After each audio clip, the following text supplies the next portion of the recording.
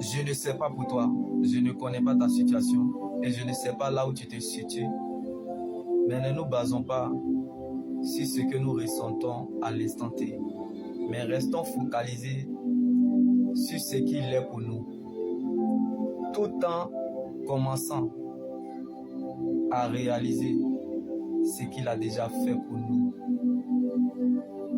Donc l'action de Dieu sera votre réaction.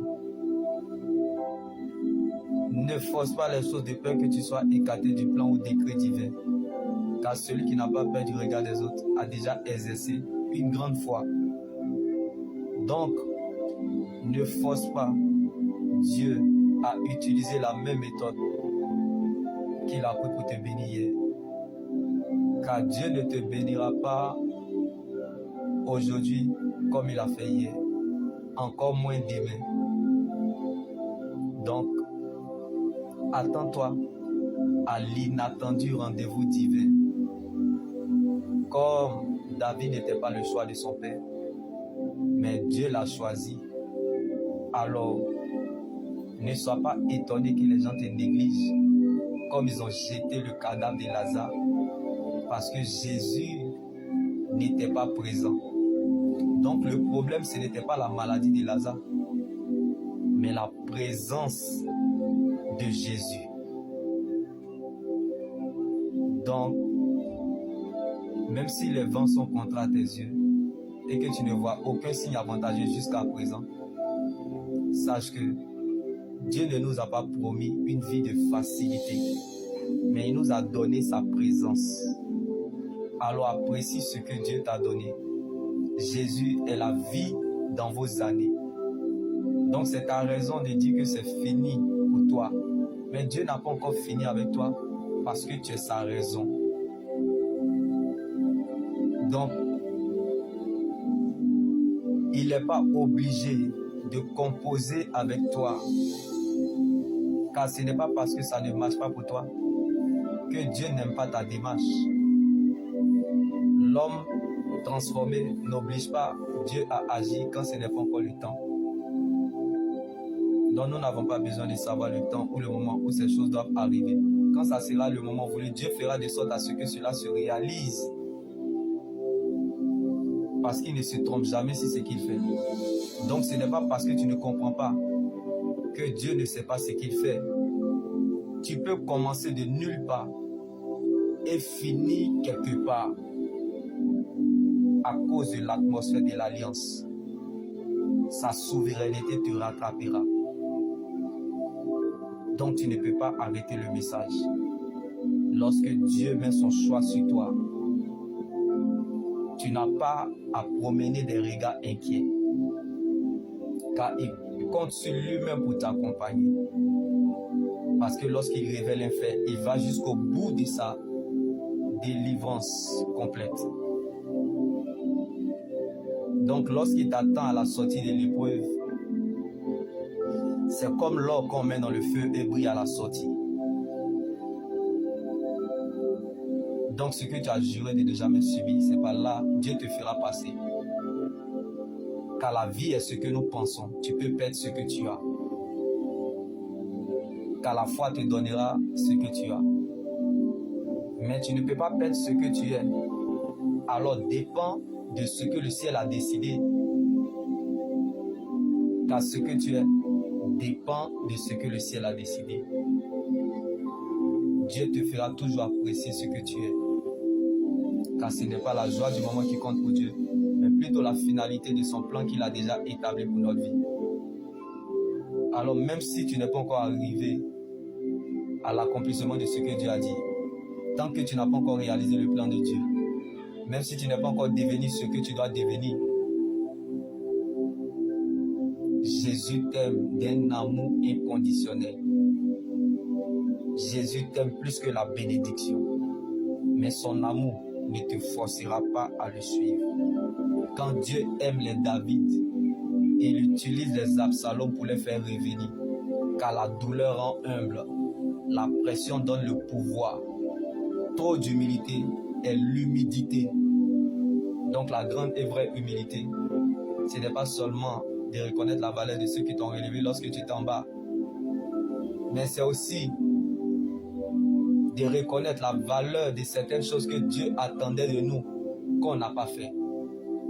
Alors mettons donc les caméras sur Jésus, ayant toujours les regards fixés sur ce que Dieu veut pour nous, tout en considérant toujours en priorité la façon dont Dieu nous connaît et ce que le ciel attend de nous. C'est ce qui provoquera l'accomplissement de notre miracle.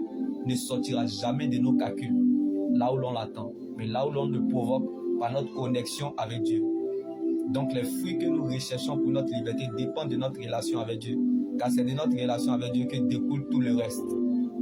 L'avenir d'une église dépend de son intercession. Donc quand on veut, on attend.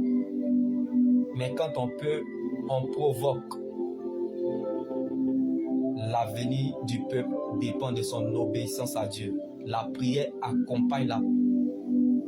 Excuse-moi pour le thème. L'obéissance accompagne la prière. La sagesse sans l'obéissance est comme une voiture sans carburant. Et l'onction sans la sagesse est une ruine de l'âme. Donc, quand tu donnes le temps au Saint-Esprit, il n'échoue jamais. Car Dieu est capable de prendre tes faiblesses pour en faire de ça une force principale. Comme Gédéon était faible, mais sa faiblesse était Christ. Dieu peut utiliser tes erreurs pour en faire de ça son plan. Comme Salomon dans la vie de David. Si Dieu te veut, il t'aura. Dieu n'a pas ôté la vie à Salomon à cause des bonnes actions que son père David a menées. Alléluia. David a payé le prix pour que Salomon vive en paix et en sécurité. Donc tu peux rester toute la journée chez toi à la maison et le soir tu as un témoignage parce que quelqu'un a cherché à ta place. Comme à cause d'Abraham, Dieu a fait la promesse à Isaac. Derrière la solitude d'Isaac se cachait le mariage. Dieu a regardé Ismaël, mais il a vu Isaac. Donc quand tu veux voir Israël, il faut savoir regarder Jacob. Quand tu sais, on ne peut plus rien faire pour toi. Mais ce que tu ignores peut t'envoyer très loin. Jacob resta seul afin que Dieu se révèle à lui. Les moments les plus précieux de notre existence, c'est lorsqu'on est seul avec Dieu. Comme Jacob resta seul, Dieu le solidifia dans la solitude. Dieu prépare les hommes grands dans la solitude. Dieu prépare les femmes puissantes dans la solitude. Comme Élisabeth dans sa stérilité se retira seule afin que Dieu rentra en scène comme la naissance de son Jean-Baptiste. Dieu t'intronisera là où personne n'a cru ou pensé te voir entrer un jour. Comme Jésus fut baptisé par Jean-Baptiste. Ta vie est liée à plusieurs destinées. Donc rien ne commencera et se fera sans toi parce que tu es le porteur ou la porteuse de la promesse. Alléluia.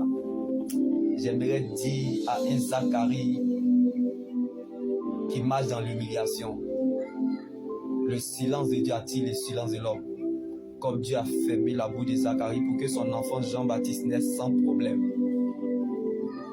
Ce que Dieu n'a pas dit, la cache afin d'éclater sa gloire. Donc la fête changera de camp. Car Dieu veille sur sa parole, veille sur ses promesses et agit avec sagesse. Donc quand il prend ce qui t'appartient, confie à son bon petit le temps, sois sage et patient car le temps finira par te donner ce qui te revient. Le temps de Dieu n'est pas très long, mais très bon. Là où l'on s'y attend le moins, c'est là le temps voulu de Dieu.